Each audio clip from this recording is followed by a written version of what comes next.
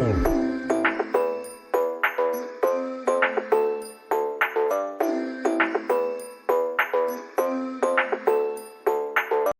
Moi, j'ai un parcours assez atypique, dans le sens où j'ai fait une première partie de ma carrière dans l'industrie et une seconde partie dans la relation client et le commercial. Et donc, suite à ça, eh ben, j'ai décidé de me lancer dans le conseil, dans le coaching pour la digitalisation des entreprises.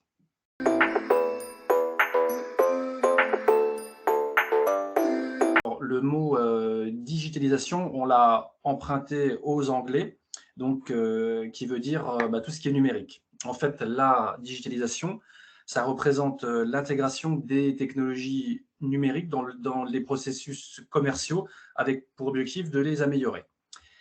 Donc, il est indéniable aujourd'hui que notre société évolue vers le numérique, notamment avec la crise sanitaire. On a vu beaucoup de restaurateurs qui ne pouvaient plus accueillir en présentiel, donc qui se sont mis à faire de la livraison. Donc là, site internet, euh, je dirais quasiment obligatoire. Il y en a beaucoup qui se sont mis en avant sur les réseaux, TikTok, Facebook, justement pour se faire connaître. La preuve, aujourd'hui, on a tout ce qui est digitalisation, on a Uber, Uber Eats, on a même Doctolib, quand on va aller prendre rendez-vous chez les médecins.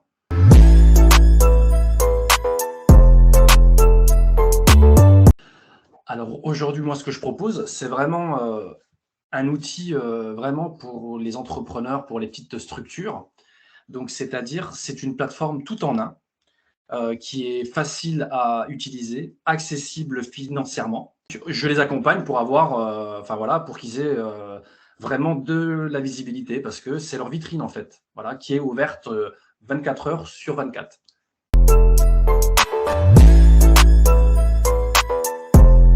Chose simple qu'il faut déjà mettre en place dès le départ, donc c'est-à-dire connaître sa cible, à qui on veut parler, déterminer son client idéal, connaître le moyen de communication adapté au client, comment est-ce qu'il souhaite qu'on le contacte, qu'est-ce qui est le plus simple pour lui, avoir un outil simple qui soit duplicable et bien évidemment être constant et analyser la situation régulièrement pour pouvoir faire des modifications.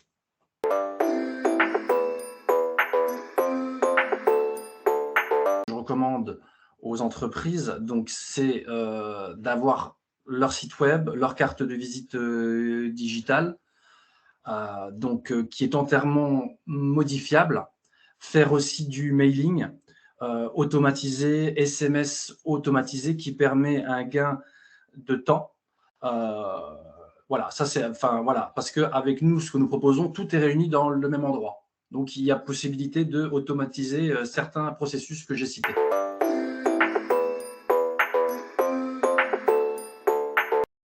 En fait, il faut réfléchir à une stratégie simple et duplicable de communication et bien déterminer leur client idéal pour pouvoir vraiment que ça les attire, que ça leur parle. Exactement, le persona.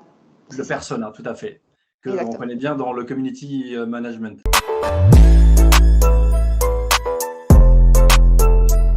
Aujourd'hui, en France, on a plus de 51% des entreprises qui déclarent qu'elles sont digitalisées et que leur chiffre d'affaires pour l'an 2021 est de plus 9%. Plus de 9 points, pardon. Voilà.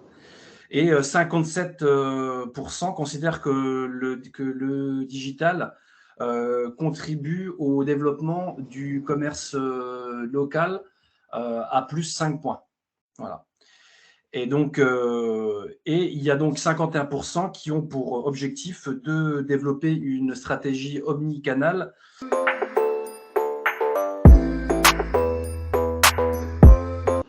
Alors, on ne peut pas mettre de prix vraiment parce qu'en en fait, tout dépend du besoin de la personne. C'est-à-dire que tout est personnalisable. Bien sûr, il faut prendre en compte, si la personne, elle souhaite avoir une stratégie seule ou accompagnée ou déléguée en totalité. Donc là, bien entendu, les tarifs changent.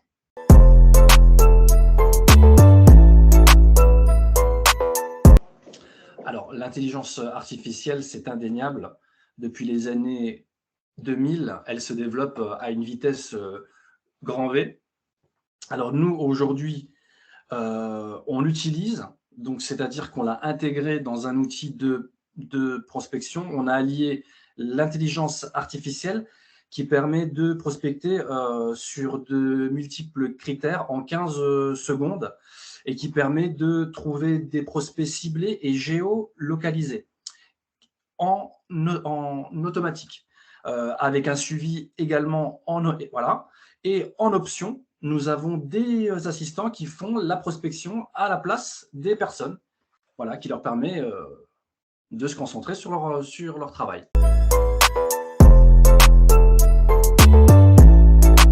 Utilise cet outil, bah, ça permet d'avoir de la rapidité. Donc les prospects ciblés, donc on s'adresse vraiment aux personnes que l'on souhaite, donc gain de temps.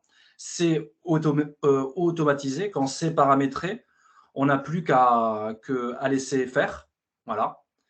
Et bien évidemment, enfin, voilà, être conforme avec les données publiques comme RGPD, voilà, dont nous sommes conformes.